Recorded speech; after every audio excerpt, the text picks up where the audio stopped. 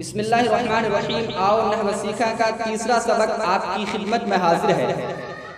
तो जैसा कि आपको पहले सबक में बताया गया था कि हुरूफ़े तहज्जी को एक दूसरे से जोड़कर लफ्ज़ बनाया जाता है। तो आइए सबसे पहले लफ्ज़ की तारीफ जानते हैं। तो वह बोली जो इंसान के मुंह से निकलती है उसको लफ्ज़ कहते हैं। लगे हाथ ये भी जान लें कि लफ्ज़ की दो किस्म है। पहली किस्म मौजू जो बा माना लफ्ज़ को कहते हैं, मौजू जो बामाना लफ्ज़ को कहते हैं, जैसे किताब, कलम वगैरह। दूसरी किस्म मुहम्मल जो बेमाना लफ्ज़ को कहते हैं, जैसे कलम वलम में लफ्ज़ वलम और किताब विताब में लफ्ज़ विताब। तो मुहम्मल बेमाना है, इसी वजह से बेबहत भी है, हम उसके ताल्लुक़ से कोई बहस नहीं करेंगे। और मौजू बामाना है, बाबहत है, हम उसी से मुताल्लिक़ बहस करते हैं। तो लफ्ज़ मौजू की दो किस्म है। पहली किस्म मुफरद, दूसरी किस्म मुरक्कब। मुफरद उस मौजू लफ्ज़ को कहते हैं जो अकेला हो और उससे कोई माना समझ में आए, जैसे कुरान, किताब वगैरह। याद रहे उसी मुफरद का दूसरा नाम कलिमा है।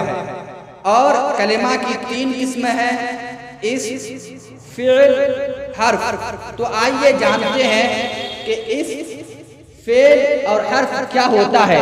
तो जान लीजिए कि अरबी ज़बान के तमाम अल्फाज इस्म होते हैं या फ़िल होते हैं या हर्फ होते हैं। कोई लफ्ज़ ऐसा नहीं है कि ना इस्म हो, ना फ़िल हो, ना हर्फ हो। और कोई भी ऐसा लफ्ज़ भी नहीं है कि इस्म और फ़िल दोनों हो, या इस्म और हर्फ दोनों हो, या हर्फ और फ़िल दोनों हो। तो अगर आप नहव और अरबी ज़बान पढ़ना और समझना चाहते हैं तो सबसे पहले ज़रूरी है कि इस्म, फ़िल और हर्फ को आप समझ लें कि ये क्या है। तो हर एक की एक तारीफ तो वही है जो किताबों में मज़कूर है कि इस वह कलिमा है जो माने फी नफ्सिहा पर दलालत करे और तीनों ज़मानों में से किसी ज़माने के साथ मिला हुआ ना हो। फ़िल वह कलिमा है जो माने फी नफ्सिहा पर दलालत करे और तीनों ज़मानों में से किसी एक ज़माने के साथ मिला हुआ हो। और हर्फ वह कलिमा है जो माने फी नफ्सिहा पर दलालत ना करे। लेकिन आसान लफ्ज़ों में आप यूँ समझें कि जितनी भी चीज़ों के नाम हैं वह अरबी में इस्म होते हैं, खा वह किसी भी चीज़ हो। अगर वह चीज़ है और उसका नाम है तो वो नहव में इस्म कहलाएगा। जैसे किताब को किताब कहते हैं, दीवार को जिदार कहते हैं, इसी तरह घड़ी को साअतुन कहते हैं। तो ये इस्म है। फ़िल ये होता है कि किसी चीज़ के बारे में उसका कोई काम बताया जाए और उस काम का ताल्लुक तीनों ज़मानों में से किसी एक ज़माने के साथ हो,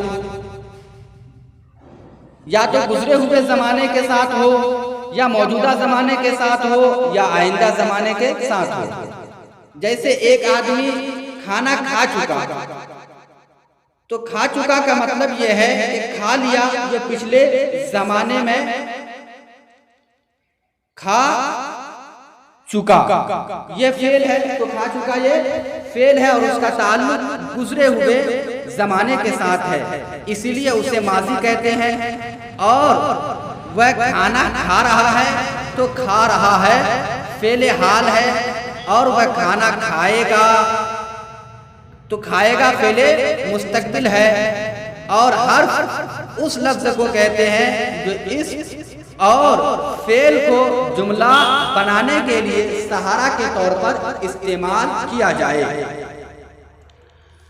जैसे ज़ैद मस्जिद में दाखिल हुआ, अरबी ज़बान में उसे यूँ कहेंगे दखला ज़ैदुन फ़िल मस्जिद।